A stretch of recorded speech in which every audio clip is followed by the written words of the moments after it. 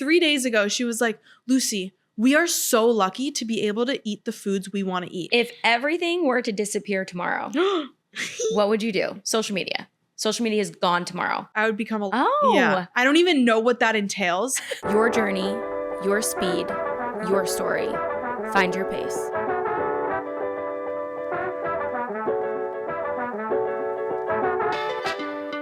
Lucie Rauschnabel, welcome to Find Your Pace. Thank you. Hi. Thank you so much for being here. I'm really excited about this episode because it is a little different than what guests that I've currently had on.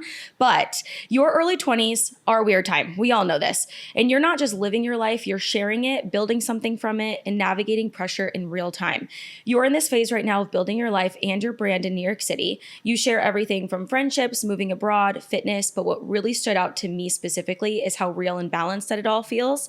So I'd love to hear more about your story, what brought you to New York, and what it's really like building a platform at your age, because you are 22 years old, and just the parts that people don't see. So let's start. Where did you grow up and what was your childhood like? So I grew up in the suburbs of New York, 45 minutes from Manhattan, so that my parents, who both were in corporate, they could go every single day into the city and work. And then we were obviously raised in like the suburbs, so we could run around and whatever. I loved my childhood so much. And yeah, so that's where I grew up. I have 2 older brothers. I think that also kind of builds character as the only girl in the family. And my parents are both German, so every single summer we spent in Germany with my grandparents. I grew up bilingual, which is such a gift. I'm so grateful for that now. And then when I was deciding on where to go to college, a lot of my friends, obviously at the American public school, were going to American universities. And I spent my entire high school career rowing very competitively. I was at nationals. It was literally my whole life in high school. Like, I didn't do any extracurriculars because I was just rowing the whole time. And that for me felt like my ticket into an American college. And I was in the process of getting recruited. I was looking at schools, and then COVID hit. And all of a sudden I was training by myself, and I had these thoughts of like, do I want to do this for 4 more years? I was feeling burnt out. And the schools I was looking at were like kind of in the middle of nowhere. Obviously the tuition is so expensive. And then that's where my international background came in. My parents are both German, so they knew of universities abroad that were taught in English. And my oldest brother actually went to university in Germany. So my mind started going there a bit more, like, should I make the move? And I started looking at schools a bit more over there. And then I found a university in the Netherlands, and it was all taught in English. And I was just like, F it. And I sent it. That's so badass that you were a rower. Anytime I meet somebody that says that they're a rower, I'm like, I know how strong you are. Yeah. I've only ever done like the concept rower or the water rowers.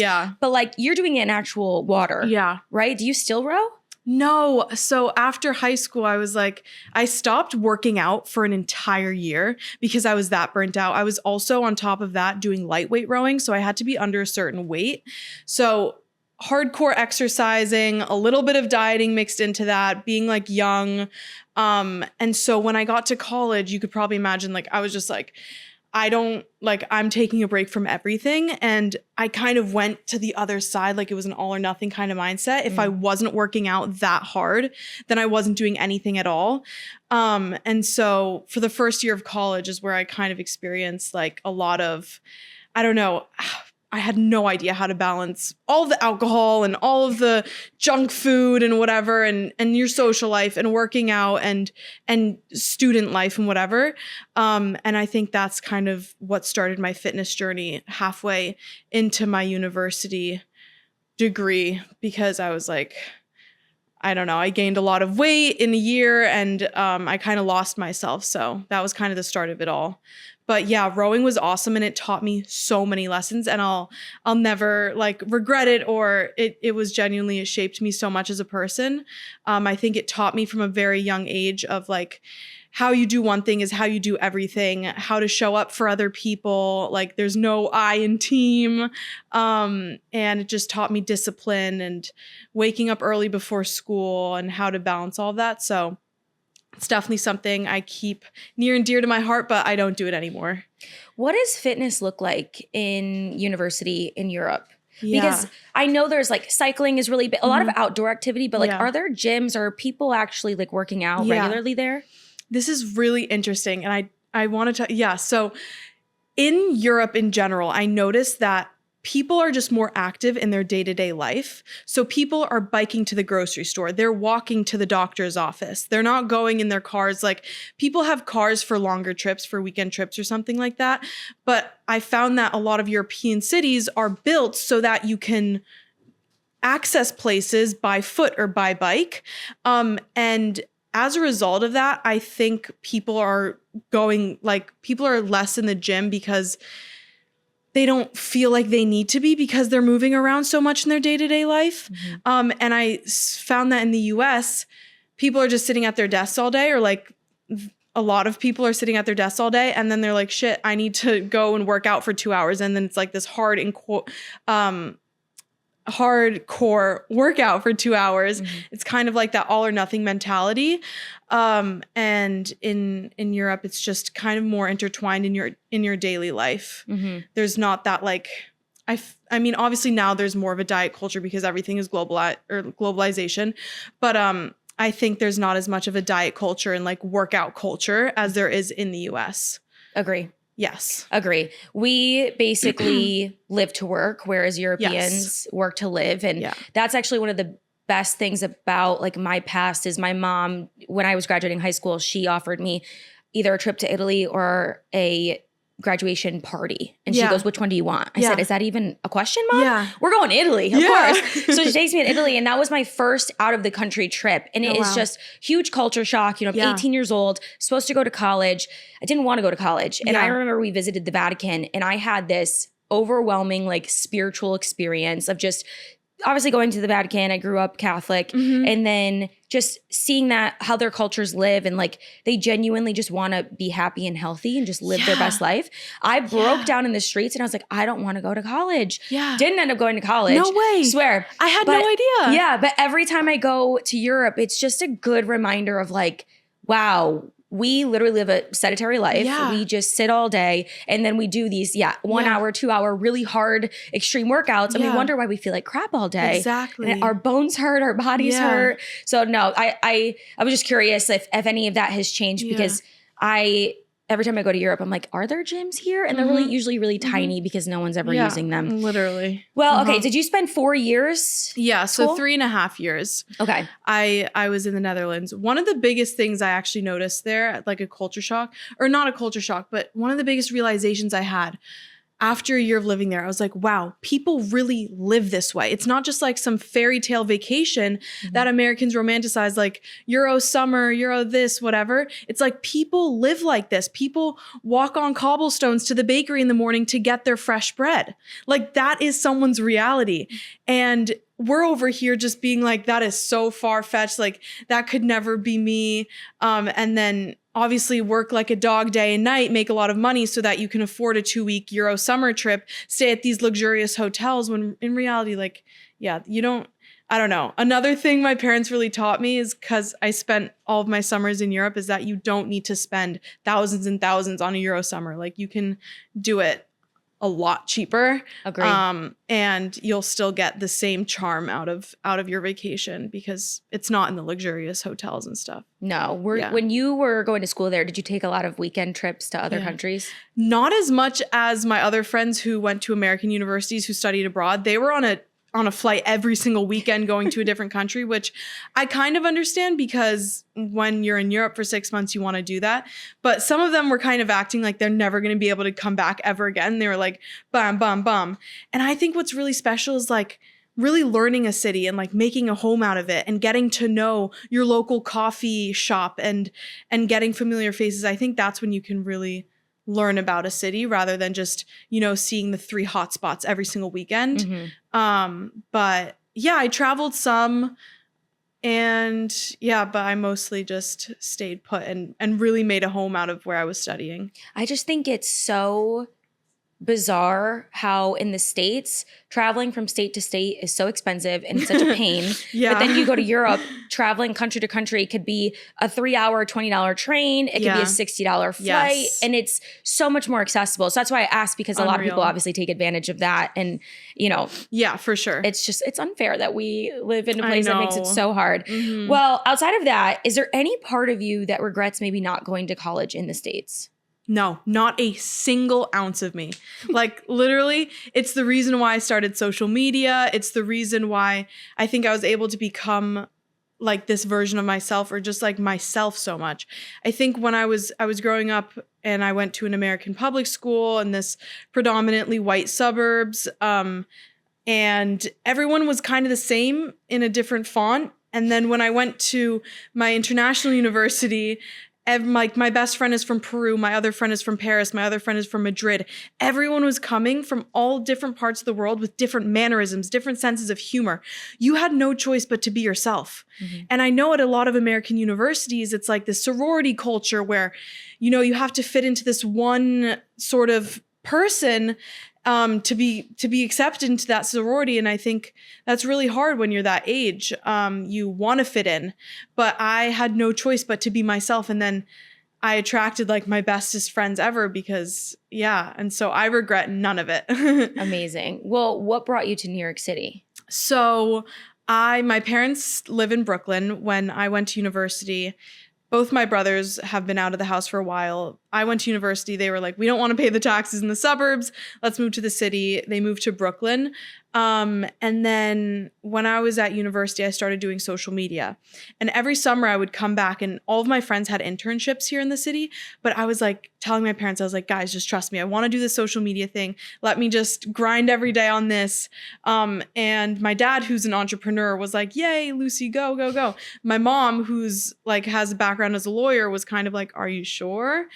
Anyways, didn't do an internship, but then whenever I went back to New York, I found myself getting more brand deals than I was getting in Europe. And so then after college, obviously a lot of people move back home. Mm-hmm. And I was like, I feel like there's worse places to move back home than New York City.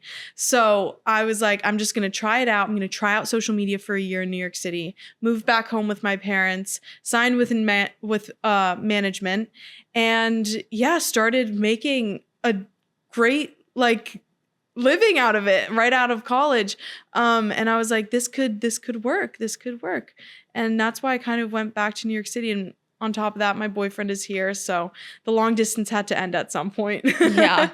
Do you think that New York City specifically resembles a little bit of Europe, of like the different cultures? Yes. So one of the things I noticed is like, I love how walkable New York City is. Like I'm walking everywhere, and I'm biking. Like I biked here this morning.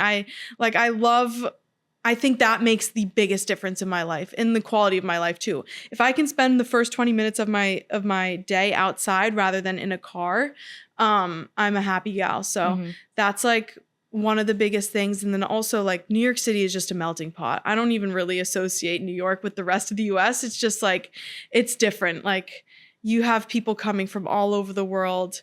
And it's really easy to romanticize if you go anywhere in the city because you see these tourists looking up and they're like, oh my gosh. And you're like, oh yeah, oh my gosh. Sometimes when you live here, you have to remind yourself that even though tourists, and I used to be one, I grew up in upstate. So every time I'd come here, I'd be a visitor, and they stop dead in their tracks and they look up, and it kind of causes you a little chaos and you're trying to navigate around them. Sometimes I have to remind myself, like, there are people that will spend their hard-earned money.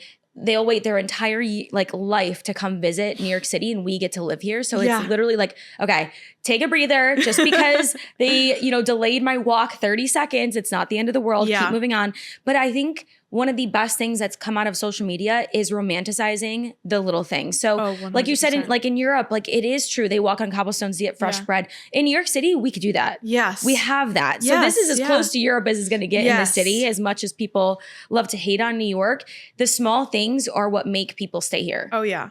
And so funny you say that, like, people hate on New York. And I used to, when I was in the Netherlands, there was a point where I was like, I'm never going back to the US. I hate it there, whatever.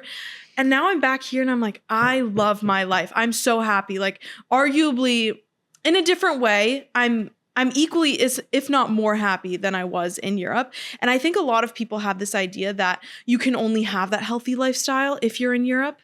But I found that, I mean, in my first year of college in the Netherlands, I was the most unhealthy I've ever been in my entire life. And here I am in New York, in the US, where people are like, oh, it's so unhealthy. And I'm the happiest, healthiest I've ever been. Mm-hmm. And I think it has a lot to do with, of course, your environment affects it a lot. But I think at the end of the day, you need to be in control of yourself. Mm-hmm. You can't just rely on your environment.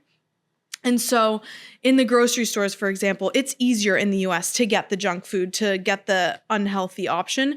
But if you just go and get the whole foods and buy the produce, it's not even that much more expensive than in Europe. Mm-hmm. You just kind of need to double down on like not being distracted by all the marketing. But I think there's definitely ways to be healthy in the US. And to be fair, everyone's first year of college, you're 18 years old, you've been under your parents' roof. I mean, most have been under their parents' roof or someone's roof where it's structured and they're always told what to do, how to eat, how to live. Yeah. So first year of college, no rules, all this food. Like if you go to college, you usually have like a food court or something. So we didn't have that. Oh. Yeah. So I was in my own not own apartment, but they don't provide housing. They don't provide dorms. They don't provide a cafeteria. They don't provide anything. Interesting. So it was like, I really felt like I was being dropped into the deep end.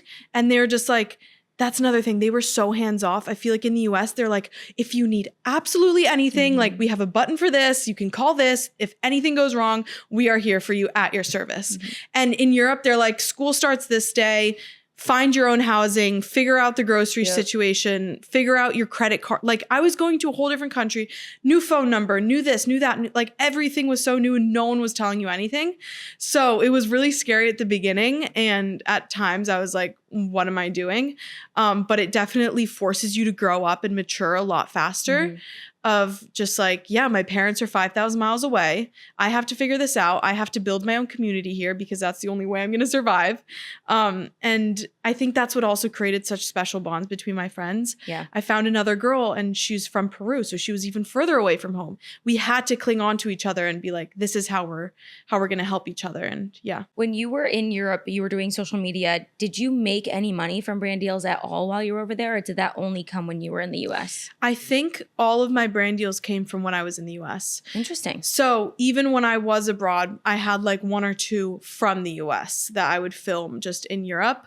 But yeah, it was all in the US. Do you feel like you have this pressure to constantly be on when it comes to social media? Absolutely. Yeah. I feel like I can never, sometimes I almost envy people with a 9 to 5 that can clock in and clock out because I feel like my brain is always on. And some nights or some days it's more than other days, but I'm going to bed and I'm thinking about my next idea, or I'm waking up in the morning and right away the camera is on and I'm filming. But I remind myself that there's pros and cons to every job, and I'm so grateful that I get to ultimately do what I love. I think what people don't understand is that it is a hustle culture, and that if you're not posting, if you're not working hard, you're not going to make any money. Yes. So you are constantly, wheels are spinning. Like, what's my next idea? You know, I'm going to bed thinking, am I going to film my morning routine? And like, what is going to be documented tomorrow? Where the blessing and the curse of a 9 to 5 is for most people that you clock in, you clock out, and you leave it there. Where with social media, it's always what's next, what's next. Yeah, exactly. Even weekends, like sometimes I see my friends and they're like, oh, yes, it's Friday. And sometimes I wish I had that relieving feeling of like, oh, I can just completely unplug for the weekend. But then I have to remind myself that I'm so grateful to live like a generally more peaceful life throughout. Like my days are kind of similar to my weekends, and I'm really grateful for that. And it's also a blessing that you basically get to curate your life however you want it. Yes. You can work. I mean, and bringing it back to, you had American brand deals, but in Europe, like you could basically work anywhere. Like you can get the deal here. There's travel creators, right? Where they lock in the brand deal here and they go wherever. Yeah. So I think that's like no matter how many cons come with social media, for me, I'm like, I will always, as long as I'm able to do it and brands still want me, I will work social media for the rest of my life because I get to live and work wherever I want to. It's the reason why I'm able to visit my grandparents in Europe. It's the reason why I get to see my best friends abroad. It's because I get to work from everywhere. Like if I had a 9 to 5, I would have maybe 10 or 14 days off a year. That's insane. And now I just get to, like a week ago, I was in Europe for 2 weeks visiting my grandparents, being with my family. I don't know how many times I'm going to be able to see my grandparents. So it's such a special thing.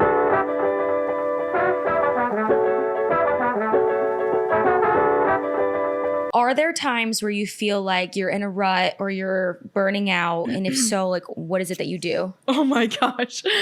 Not all the time, but I was just talking to my manager about this. I crashed out to her a week or two ago because whenever I reach this like high of social media, like a bunch of videos are going viral, I'm getting a lot of brand deals, I'm already anticipating the low. I'm like, okay, but this isn't gonna last. How am I gonna prepare for me becoming irrelevant and all this stuff? And it's kind of like this vicious cycle. But just kind of accepting that there's gonna be ebbs and flows has helped me a lot, and getting rid of that expectation that you're supposed to be relevant and viral all the time, letting go of that and just accepting that there's going to be ebbs and flows. There's going to be times where you have viral videos, but during, I guess, your lows or where your videos aren't doing so well, just understanding that your community, your loyal community still wants you to show up every single day and you're showing up for them. And so even if a video gets 20,000 views and your usual videos get 100K views, like those 20,000 people still care about what you have to say, and you can still help someone out in some way. And just honestly, like there's nothing really that I do other than just accept it and allow it to happen, and journal and give myself grace. Because I think once you start getting hard on yourself and you're like, why is this happening? And you start resisting it, that's when it just goes into a downward spiral.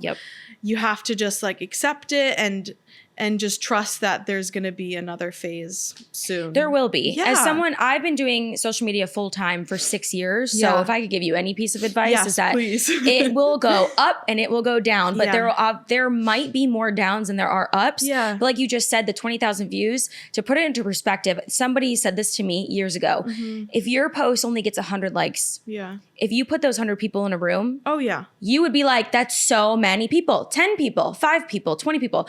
You put those people in a room and you're not going to be like, wow, that's not a lot of people. You're going to say that's a lot of people. And honestly, the virality of stuff is great, but it's in my opinion, the smaller pieces of content, the more personal content that goes to the people that are there for you 365 days a year than the people that are only there 1 to 2 posts, every now and again. So don't worry about the lows. And also sometimes it's the algorithm. I feel like every other week I see the CEO of Instagram coming on saying, we're adding this feature, or we're changing this. I just want to see the people I follow, please, for the love of God. Like, I just want to see them. I don't want, I can go to the explore page for the people I want to find. Yeah. It's so frustrating. That's so true. Well, speaking about virality. One really cool thing about social media is opportunities that come from it. Sometimes celebrities even find you. The Sarah Jessica Parker, aka Carrie Bradshaw, saw one of your videos and commented on it. How did that make you feel? And is there anything that's happened beyond from that comment? So when I was in the train sitting across from my boyfriend, and I like refreshed my notifications and I saw Sarah Jessica Parker comment. I was like, what? I was just too stunned to speak. I was like, look, this is insane. And he was like, what? I don't even know if he knows her, but I was like, the person I binged on TV is here in my comments, saw me. It was just surreal. And then I was like, I need to do something with this. I just moved into my New York City apartment. I'm in my early 20s. I'm like kind of living that Carrie Bradshaw life. Like, I am going to leverage this. So I replied to her comment with a video. And then that video went viral because I think obviously just her commenting gave me a lot of credibility. And then she commented again. And then the videos kind of just kept going viral because people were so invested in the fact that she kept showing up and commenting.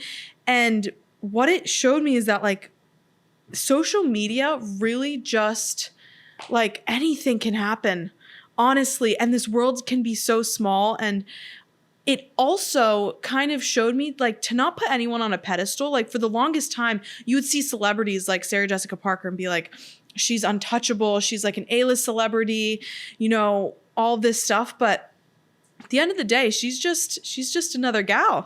And everyone is just human. Everyone is the same. No, she's literally just a girl. She's just a girl. She's just walking around New York all the time, taking videos of trees. Yeah, commenting on my Instagram, like, girl, what are you doing? What are you doing? It's like, what are you doing here? Yeah, are you but lost? like, so what came out of that is I ended up going to a vintage store that she recommended, and I met this lovely woman. Her name is Rosemary. She's owned that vintage store in West Village for like 30, 40 years, more than that maybe. And she told me about how Sarah Jessica Parker comes into her store and like chooses art, and how like she'll find art that her husband might not like, and just told me all these personal stories where I'm like, she's just a girl. And it's just started building this community. But yeah, that was a wild thing. I would love to meet up with her one day. I did DM her. She didn't answer, but I get that. I was like, you miss all the shots you don't take. If you didn't message her, what would the answer be? She's not going to respond. Exactly. She's probably not going to reach out. I guarantee you she's probably not messaging people. But if you don't message her, you don't have the opportunity to potentially get messaged back. Girl, I would message her again. Yeah. Anytime, like, you know, the wind blows her way, I would just be like, thinking of you. Yeah. Look what I bought. Yeah. If you bought, I mean, I know you bought a piece of art, because I actually saw, the first video I found you was you responding to her comment. Yeah. So that one popped up, I think, on anyone who lives, any girl in New York City series probably got. Was such a blessing, let me tell you, because like when I started social media, a lot of my followers were in Europe. And so I was fighting for those like American followers, the New York followers. And I just kept trying to, you know, find my place here in New York. And that series really just like allowed me to establish a presence here and got a lot of eyes on me in this city, which was great for brands, which was great for my community and for everything, honestly. And it really allowed me to settle into this place, because I could finally be like, okay, my job is here. Yeah. No, I think you did a really good job, especially following through with her comment and continuing to show your apartment. Yeah. That whole apartment series is so relatable to anyone who's moving to New York.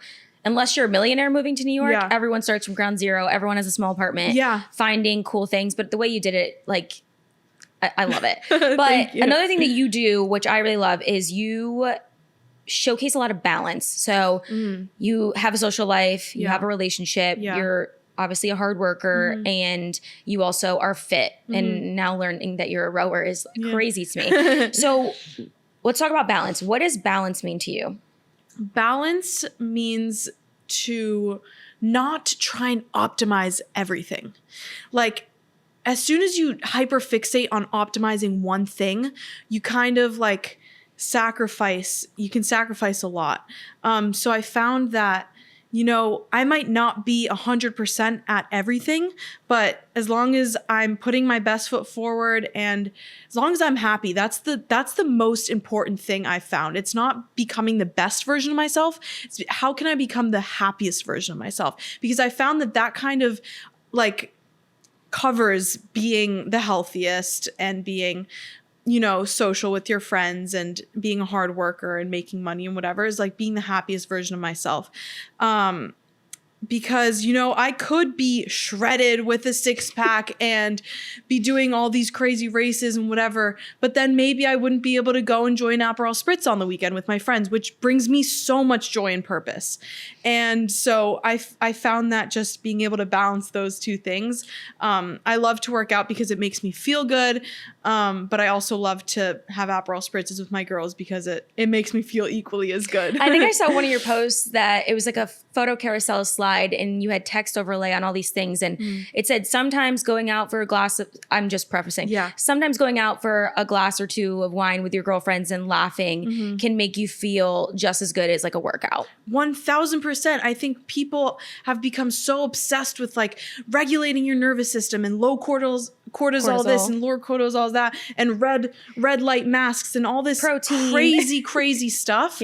And I'm like, how about just taking a breather, allowing yourself to don't binge drink, but have two or three glasses of wine with your best friends. Talk about life. Talk about what's been making you anxious. Let it all out. You will be surprised at how good that is for your mental health and how you're going to be able to show up the next day when you work out because you're refreshed from that. Yep. Rather than if you're stressing out about health, I don't think you're actually that healthy. No. Like, I'm sorry. If you're stressed out about getting 10 hours of sleep and getting a 99 sleep score and getting this and that, like, I don't think that's healthy. Do you know the documentary series called The Blue Zones? I've heard of it, but I have not. You have to watch it. It's about this guy exploring like the places in the world where people live to 100. And the biggest thing is, number one, community. So being surrounded by people need people, yep. And having purpose and not being so stressed out.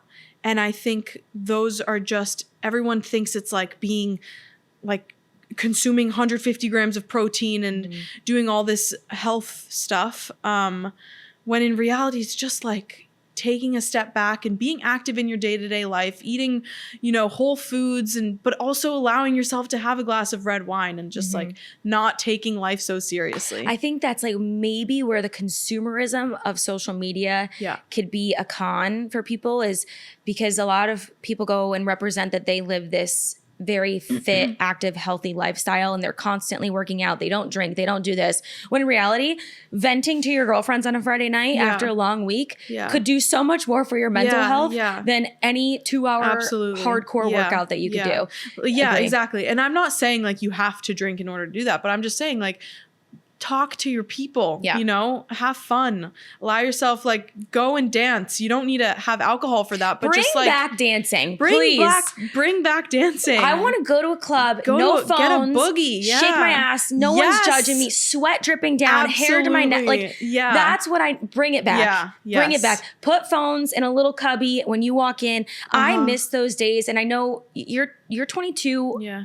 I don't know if I hope that maybe you weren't in the club at 13 doing that. But when we were 18 years old, no one was taking, and if you got a photo taken of you, the quality was so bad, no one knew it was you.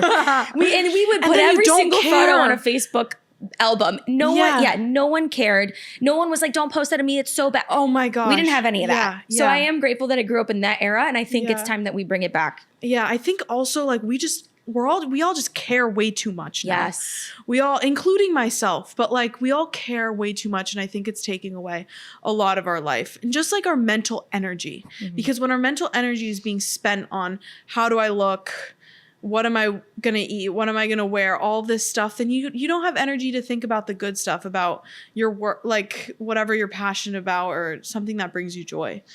Well, what would you say to the girls that feel like they aren't doing enough? Whether that be fitness, social, a mix.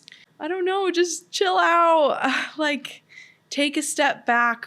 I would ask what about the girls that maybe don't do social media for a living, right? Yeah. That they are 22 years old.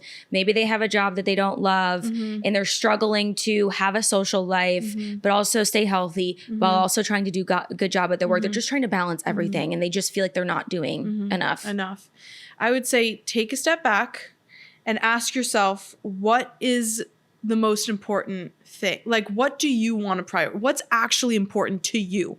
Not to anyone else, not to impress your parents with this new job, not to impress your friends with how much money you're making out of college. What is important to you? Is that your friends? Is that your boyfriend? Is that your family? Is that your health? It is okay if you also want to, work hard and do an Ironman and go to that extreme if that's what brings you joy. But as long as it makes you happy, find that. Because I think a lot of the times you go out of college, you don't know, for the first time, you don't have anyone telling you what to do. So you're so lost and you kind of grab onto what other people are doing or you compare yourself to other people's paths. Stay in your own lane. Someone else's success does not mean that you're failing. It literally has nothing to do with you. Like, just stay in your own lane. And find what brings you joy. I love that. And as someone who is almost 10 years older than you, I hard agree. And it'll always be that way. It's bringing yourself back. Don't compare yourself. Stay in your own lane. I think some of the best examples are when you see like those, you see it on social media, like Oprah or Vera Wang didn't get popular until this, and so got fired 5 times and now he's a millionaire. Like, it's just putting things into perspective and it's also life is not that serious. Yeah. Life isn't that serious and we're so young. Yeah. Like we could mess up, or I'm talking any other 22-year-old, or even I'm turning 23, but any other person this age or in your 20s, you can mess up for another 5-10 years and still restart your life whenever you want. I see people in their 50s being like, F it, I'm going to start a business. Like you can literally, that is the power of just like understanding that you can just flip the page whenever you want to. You get to decide. You don't have to believe this narrative that you've given yourself. You kind of can just decide from 1 minute to the next, this is who I'm going to be, and start acting that way. And you will be that person. Because really, it's literally not that serious. It's not that serious. You're 50, you want to change your mind. I'm literally about to be 32, and I was like, you know what? I don't even have a hobby. So I'm going to go back and take sewing classes. Like I'm genuine. I love that. You know what I mean? Do whatever you want. I love that. Yes, and at any age, do it. Mm-hmm. Well, you brought up Iron Man, and we talked off camera a little bit about your boyfriend doing all of these races. Have you ever done any races? So I have done a half marathon.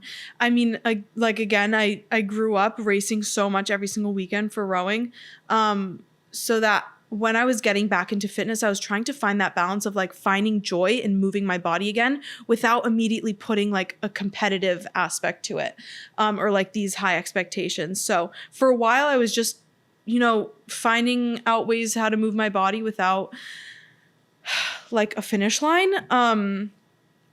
But I did the half marathon because I found that it was really nice just setting little goals for yourself and sticking to a plan and working towards something. And then last year I did 2 triathlons actually. I did a mini sprint triathlon, which was a lot of fun. And then I did an Olympic distance one, which was also a lot of fun. I bike a lot now too. So I got into that in the Netherlands, like road biking. Mm-hmm. And so biking is big in Europe. Yes. Very huge. Big. And you can just bike. But I found that the biking culture is getting more and more here in New York too. Mm-hmm. Like you see all the people. See all the groups on Saturday, Sunday mornings. Yes, in like Central Park. Over. Yes. Exactly. Yeah. So, I love that. Yeah. Do you think that you'll do any more races? 100%. Yeah. I love sometimes being competitive. I think there's seasons for everything. Like sometimes I just want to do yoga on a day where I want to do yoga, and then do Pilates on a day I want to do Pilates. And then there's other seasons in my life where I'm like, I need a rigid workout routine or like plan that I follow. And so I would love to do another triathlon. I think it's so fun because you get to switch up. You're not just running every day of the week. You're switching everything up, and it keeps things fresh, and it's just fun. I love it. I just had a conversation with a friend. She sent me a text because she works a 9 to 5 and she wants to do a half Ironman, and I've done a few of them. So she was wondering what it feels like to train for half Ironman versus a marathon. And she was like, I'm not sure if I'm going to be able to do it. Like, what does that look like training wise? And I said, honestly, you're going to be doing more for an Ironman than you would be for a marathon, but it's so much more fun. Mentally, it's such a break. Like Monday, I'm going to swim. Tuesday, I'm going to run. Thursday, I'm going to work out. And then I'm going to do a brick on Saturday. It's such a good mental challenge, and it just breaks things up from the monotonous of just running 4 to 5 times a week. Yeah, 100%. Well, when it comes to being in New York in your 20s, what is a really big misconception of being young in the city? I think that you have to like work. I mean, I'm kind of course, this might be a little bit biased because of my job, but I think people have this idea that you need to be like blood, sweat, and tears working day in and day out. You can't have a life. And I've seen it firsthand from my boyfriend, for example, who has a 9 to 5, who's training for an Ironman, who does content on the side as well. Like he's maximizing his days. He's just getting up a little bit earlier, but he finds joy in that. And I see two sides. So one, let's say person A works a 9 to 5 and just wakes up before their alarm, gets to work in 30 minutes, comes back from work, makes dinner, goes to bed, waits for the weekend, drinks every day on the weekend, wakes up on Monday exhausted, the cycle starts over. Then I see person B works a 9 to 5, maximizes their days, wakes up maybe an hour or 2 before their job because they get to bed early, goes to their favorite workout class, starts their day on a good note, wears their favorite outfit to work, goes to work, talks to their colleagues, comes back from work, makes their favorite dinner, or maybe they had meal prep because they did that on a Sunday because they weren't hungover. Then they get to bed at a reasonable time and they can start their, I feel like you have options in life. You're not doomed for this like, oh my God, every day is the same. You can actually choose to mix things up, to wear different outfits, to go to different workout classes, to talk to different people, to make friends with your local barista or whatever. Like you have the option. And I feel like a lot of people have this misconception that you need to like just work yourself to the bone and then live for the weekends. But you can really, if you just make small changes in your day, you can maximize them and enjoy your life a lot more. Agree. There is an influencer a few years ago who launched Fun on Weekdays. And so basically it was a movement where it stopped waiting for the weekends to live your life. So like she would start hosting events, you know, on like a Wednesday night or whatever. And I agree. When I say, or when I hear people say that they hate New York City, I ask them, what do you do every day? Yeah. Immediately it's, I go to work, I go home, that's it. On the weekends, I have a good time. Well, that's why you're living 8 hours a day at work and then you're not doing anything else besides eating and sleeping. Yeah, that's miserable. Yeah. But that's anywhere that you live. Yeah. But at least in New York City, there's so much that you can do. There's so much you can do. Take advantage if you live here, in my opinion. Yeah, 1000%. How do you feel with comparison living in a city like this? Oh, wow. It's brutal. It can be brutal out here, especially going to influencer events. I'm like, oh my gosh, because you're kind of curating the people who just, they have a presence on social media for a reason, whether it's their appearance or whether it's something else. But it's just like, it can get super overwhelming. And in New York, you are walking past celebrities, you're walking past billionaires, you're walking past, you can always have a bigger apartment, a fancier, you know, I mean, not really, I mean, car, but yeah, not that many people drive cars in the city. But bags are like the cars, You know, there's always, you can, which I think is good and bad. Like it pushes you to be like, I can always do more and I can always, but I think if you're not content with what you have right in front of you, you'll never be content, no matter what you have in life. You could have $1 million and still be the unhappiest person in the world if you're being like the whole time, oh, I should have $2 million. I should have that house. I could be doing this more. That's just like, it's just not a peaceful place to live in your mind. So someone who has less money than you, who's really happy and grateful for what they have in front of you is like, is that much happier than you. It doesn't matter what they have. So I think just being where your feet are, staying on your path once again, not comparing yourself to other people's success because it literally has nothing to do with you. I used to get envious of my friends who had better opportunities. I would be like, I, for some reason, thought it meant I was doing worse, but it really genuinely has nothing to do with me. Agree. So just stay in your own path and be grateful for what you have in front of you. Because if you wake up with an able body and like you're sleeping in a bed and you get to work out and you're doing your groceries and you can eat healthy, like you are the richest person in the world. Literally last night, after I meal prepped all of our, meals for the week and we got our groceries and blah, blah, blah, I opened up the fridge and I saw an entire fridge, shelf by shelf, completely full. And I look at my boyfriend and I said, how blessed are we? I literally, because it was just what, you have to bring it back. My roommate said the exact same thing to me. She was cooking the other, like 3 days ago. She was like, Lucie, we are so lucky to be able to eat the foods we want to eat. And I was just like, you are so right. You're so just sometimes right. It just needs to be said. I think we just need to say these things out loud to keep remembering that it is the small things. People having are a roof, having a bed. Up, especially with social media. You wake up, you see someone living this life. You see the other person living that life. You see this. That's what can get so toxic about social media. I agree. It's the comparison of different, I get consumed in it as well. I wake up, I see someone living in Amsterdam and I'm like, that looks nice. I want to do that. I scroll, I see someone who just quit their job and travels the entire world, whatever. That looks nice. You see someone else get a promotion, that looks nice. How about your own life looks nice? Like you live in New York City. Like at 22, you're living people's dreams. You're living your dream. And I think that is like the one downside with social media is it really is a highlight reel. It is. Which is nothing, I mean, that's not a bad thing, but you just have to be aware of it. Yes, you have to be aware because who wants to look back at their worst times in their life, right? Like we make photo albums. We used to scrapbook back in the day. I wasn't putting sad photos in that. No one was taking sad photos at that moment. No one was taking videos of themselves crying. You know what I mean? The way we do now. But it's a highlight reel for a reason, just like our albums were. If you were to go back and look at your parents, you know, growing up and they had a photo album, it's going to be all their happiest moments. So that's exactly what social media is. So let's just remember that like we're always going to be seeing the best parts of people's lives. And that's a great way to inspire yourself, but you don't need to compare. What would you say is the loneliest part about this chapter in your life?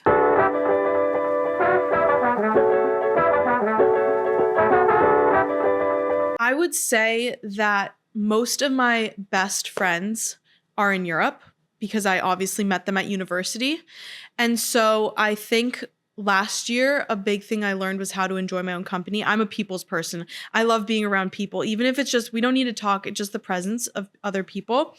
And last year I really had to, you know, become my own best friend, or like just be able to be okay with spending a lot more time by myself. And I would say that that is definitely one of the loneliest parts of this chapter, is that I don't have like my girlfriend group to text on a Thursday night being like, hey guys, feeling this way, want to come over for a spontaneous dinner. They're 5,000 miles away. So I think that's definitely one of the harder things. But another thing is this job is that I don't go into an office at 9 a.m. and see all my colleagues who are working towards a similar goal. I feel like I have a lot of mutuals on social media that I know are doing the same, like a similar thing, but it's not like we're in contact every day. And so it's every day I wake up and I have to create my own schedule. I have to keep myself accountable, which is another thing I had to learn as someone with ADHD. Like I did not used to be this organized or this on top of things, but this kind of forced me. Like I have no boss besides my manager who helps out a lot, but I don't have anyone telling me like, you need to do this today. You need this creative idea. You need to film this then. I kind of have to do that myself, which is nice, but it's also, it can get lonely not being able to discuss your concerns with someone or like, yeah. Are you trying to make friends here? Like, is that? Yeah, no, I sound like I have no friends anymore. No, I have a bunch of friends in the city, but just not one group. Yeah. So I think that's another thing after post-grad, especially for me, my experience was like in elementary school, I had a friend group. In middle school, I had a friend group. In high school, I had a friend group. In college, I had a friend group. And then after college, you move into the city. Everyone moves to different cities, either for a master's degree or for their job. And all of a sudden, you don't have that one friend group that's in the same proximity as you. And so I have a bunch of friends that I'll meet up for a coffee and I'm going out with on a Friday or whatever, but not like this one sturdy 6 girlfriend group that I can have. But yeah, I guess that's just adulthood. It is. It's very common. Okay. I mean, that's one of the reasons why I started a run club 3 years ago when I moved to the city. No more lonely runs. Yeah. Oh yeah. Yeah. It's just because I moved here at, you know, I was mid to late 20s, didn't know anyone. And it was just, it happened really organically and authentically. And it's just a way for people to meet people outside of school because everyone meets everybody. You have to. You're literally forced to basically make friends in school. But outside of that, it's like, how do you meet friends in a new city outside of work? You know, and then also if you're doing something like working for yourself and you don't go to an office, it's really, it can be very hard. Like, how do you meet people? Yeah. So I met a lot of people through events and stuff. But yeah, and I do have friends from high school that I still hang out with and that I'm close with. When it comes to social media in your real life, is there anything that you don't share? So my relationship I share, I'm not like by any means hiding my boyfriend, but it's definitely not like a focal point of my content because whatever you share on social media, people will have an opinion on it. So you just got to be prepared for that. And my relationship is one of the things I don't really want people to have an opinion on. Like I made that not mistake, but I had that experience in the past where I was documenting my long distance relationship and then we ended up taking a break and then everyone was like, what happened? Told you so. Yeah, like whatever. And I was like, okay, this kind of just made me realize I don't want to do this anymore. So I will still obviously post vlogs with him or whatever, but it'll never be like a relationship account, I guess. Other things, I'm just also very aware, like whenever I'm with my friends, I always ask them if they want to be in the videos because I understand if someone doesn't want to be seen by hundreds of thousands of people, like that's very valid. And then also when I go on like friend trips or something, or I'm taking a week, there's a lot of content opportunity in that, but you can also decide to just put your phone down and be present. And I think it's really important to set those boundaries because you can kind of make content out of anything these days. Yes. So if you don't put your foot down and be like, I am not making content out of this week, that's really important. Agree. Yeah. I think it's very important to set boundaries when it comes to social media. I actually did a whole solo episode talking about this where I used to share a little bit more like the personal side of my relationship. And then I was getting all of these opinions and basically everyone was telling him that he sucks. And I was like, whoa. No, he doesn't. And so I was like, okay, so like, now it's just surface level with him. And then why are you like trying to defend your relationship to strangers who literally see 10 seconds of your life? You're like, wait, what am I doing right now? And you're like, this is the stupidest thing ever. Yeah, no, I think it's what you're doing is great. Setting boundaries, also being very courteous to your friends, I think is really important. I think most of our friends are all very understanding and want to be helpful, but also it's respecting their privacy as well. Like they didn't choose to be on social media. So I love that. Do you think social media is helping or hurting people your age? I think you get to decide that. I think there's a good side of social media and I think there's a bad side of social media. I try really hard to create a better side of social media. And I think in ways like I've gotten messages where it's like, Lucie, you are the reason I decided to study in the Netherlands. And in my head, I'm like, I just impacted someone's life so profoundly because of my social media. And sometimes I'm on social media and I see someone doing a race and I'm like, I'm inspired to do a race now. And so I think it can be very inspiring, but it can also be very hurtful if you allow yourself to compare and fall into that cycle where you're not setting boundaries. Like, you shouldn't be scrolling when you get out of bed. Like, I think that you just it requires a bit of self-control and discipline to consume social media these days. What do people think your life is versus what it actually is? I mean, of course, I'm not showing like every little boring moment I have throughout my day. I guess if people go on my Instagram account right away, they see a girl in her 20s thriving in New York City, living their dream, but they don't see that for 3 hours a day, I am alone in my apartment and I don't have colleagues and I'm not doing anything. And I question my career and I question all these things. So I think people definitely have a brighter like it's just a more highlighted reality of what my life actually is like. However, I try and be as authentic as possible. And I think that's so important because like, I'm not afraid if people recognize me in public and I'm not wearing makeup or something, I don't care because I barely wear makeup in my videos. I show all the ugly angles. Like, I don't care. And I think that's so important. And that's another way that I'm trying to make social media try and make my corner of social media a bit more positive, is showing people the reality of like, it's okay to have boring days. It's okay to not look 100%. Like, just like, it's just normalize normal things. Do you think that, or do you feel that people treat you differently because of your social media? Who would you say? Like family, friends. I know obviously people or followers that see you in person, they're going to treat you differently just because they follow you and you're not like a bestie. But let's just say anyone that knew you prior to social media. No, I think I have a good people behind me. And my OG friends and family have always sort of been supportive and have been there for me. If anything, I think, I haven't noticed I think also because the age and the time frame of when you started social media for like a job purpose, it was way more normalized. Yeah.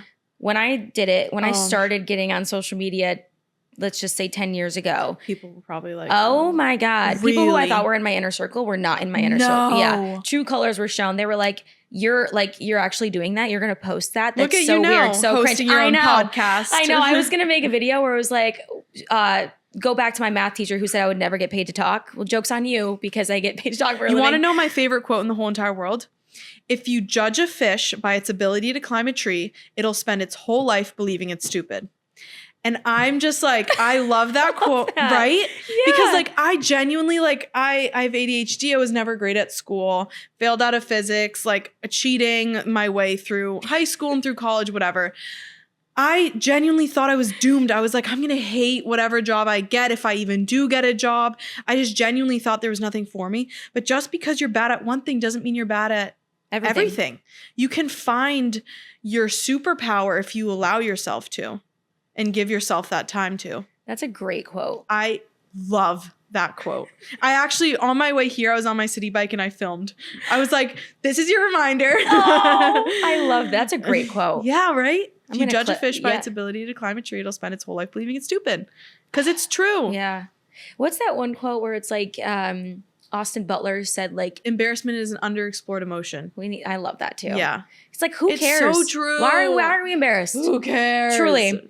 Do you think that you want to do social media long term? I think I want to take it day by day. Yeah. So I often get overwhelmed when I think about that, like me in 10 years doing this. But if I just take it month by month or day by day, like this is what's bringing me joy right now. This is what's bringing me money right now. And it's working out right now. I really just want to focus on that. Like, who knows what's going to happen in 5-10 years? I trust that everything will just like fall into place as it should. And yeah, I really couldn't tell you. Like, I think my long-term goal has always been to start a brand out of this, like a tangible brand that can impact someone's life in a positive way, and then use my social media to leverage that. I'm not 100% sure what that will be. But I think that would be super cool, because I think as someone, I mean, you have social media, you know the power of like, people with brands, if you're starting a lotion brand or something, you're hiring influencers to promote that. So if you are the influencer already and you're starting a brand, you've already got the audience. So you just got to be strategic about it. And I think in the long term, I would love to do something like that.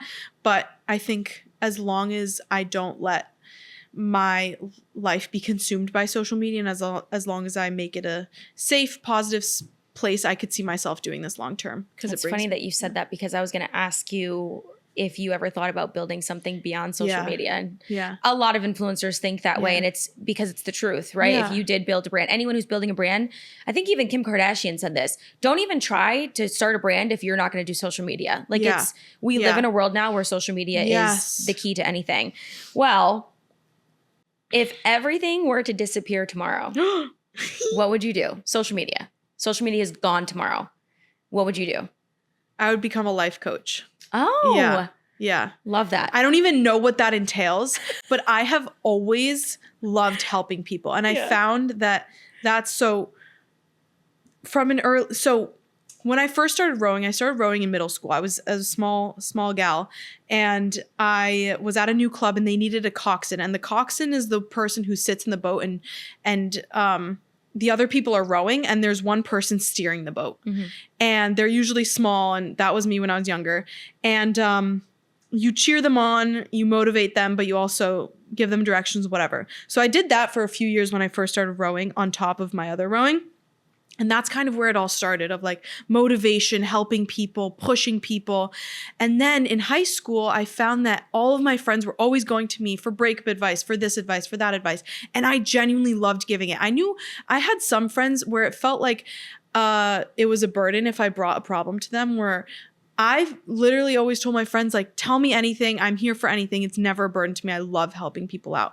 So for a long time, I thought maybe I want to become a therapist.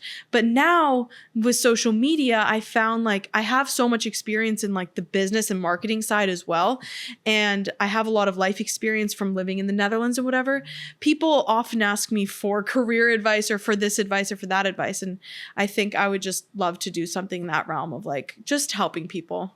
I love that. And I think you kind of already give that motivational aspect in some of your videos, like when you do give like quotes that you love and things like that. So I think it's there. Yeah. And it's almost like a path that Maybe you still could. even, yeah, for sure. I mean, that would be awesome. Social media does not have to disappear for you to become a life coach. Yeah. I could totally do that on the side. Yes. For sure.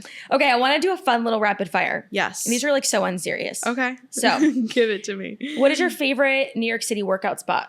My favorite New York City workout spot is Core Power. Yeah. Good. Yeah.